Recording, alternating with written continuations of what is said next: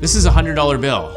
Now, what makes it worth $100? It's not even made out of paper anymore. It's some kind of plastic polymer. It doesn't have any real intrinsic value, but if The Simpsons has taught us anything, it's that money can be exchanged for goods and services. $20 can buy many peanuts. Explain how. Money can be exchanged for goods and services. Woohoo! So what would happen if I tried to make a copy of this?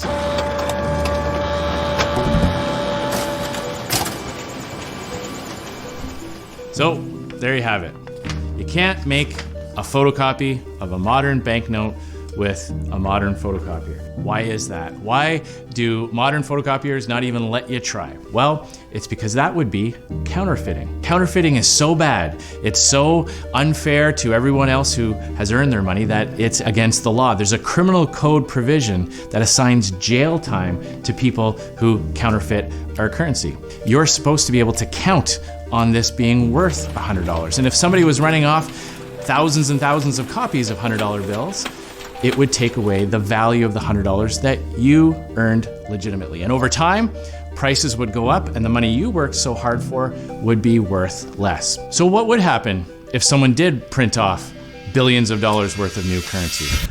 You'll forgive me if I don't think about monetary policy. Unfortunately, that's exactly what's been going on for the past 2 years.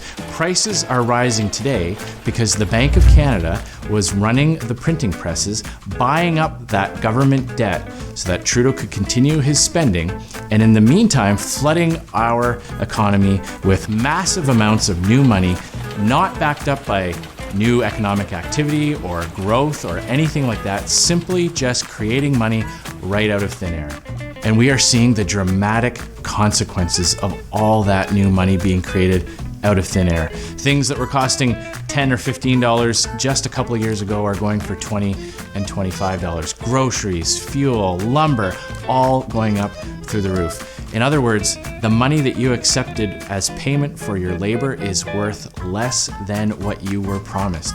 And all of this is because the Bank of Canada bankrolled Justin Trudeau's deficits. So all that new money washed through our economy. There can be big winners and big losers when the Bank of Canada pours a whole bunch of new money into the economy. Who are the big winners? The people that get the money first. The large financial institutions that get to buy things before prices go up. They get to buy assets, they buy commodities, they buy shares, all kinds of things, real estate. And they get in on that before the prices start to tick up. By the time you get the new money through wage increases, the prices have already gone up, and they get to sell and make those big margins. That's the effect of the money printing, the money creation that Trudeau has forced the Bank of Canada to engage in. So the effects of inflation are very real. I don't need to tell you how hard it is to make decisions based on higher prices. I've heard heart-wrenching stories of people in my own riding and across Canada being forced to make tough choices about whether or not to put their kids in activities or fuel up their car. I've met with people who said that they didn't put their children in sports this year because the fuel costs of driving around their community was getting out of hand. So Canadians are having to make really tough choices because of the decisions that Justin Trudeau made and because of the monetary policy in Canada right now. Now you're going to hear politicians who are going to try to blame lots of outside forces beyond the control of Justin Trudeau. They're going to try to protect Trudeau's record on this. They're going to try to say it was the war in Ukraine or supply chain issues from around the world. And they're going to point to the fact that most other countries are also experiencing inflation too. So how can it be Trudeau's fault if other countries are going through inflation as well? But that logic doesn't hold up because the countries that are experiencing inflation also made the poor decisions that Justin Trudeau made. It's a little bit like someone saying, well, you know, Andrew, you're putting on weight. I noticed you're eating a lot of cheeseburgers recently. Maybe you should cut it back on the burgers and fries and drop a few pounds. And I said, hey, look, it can't be my fault that I'm gaining weight.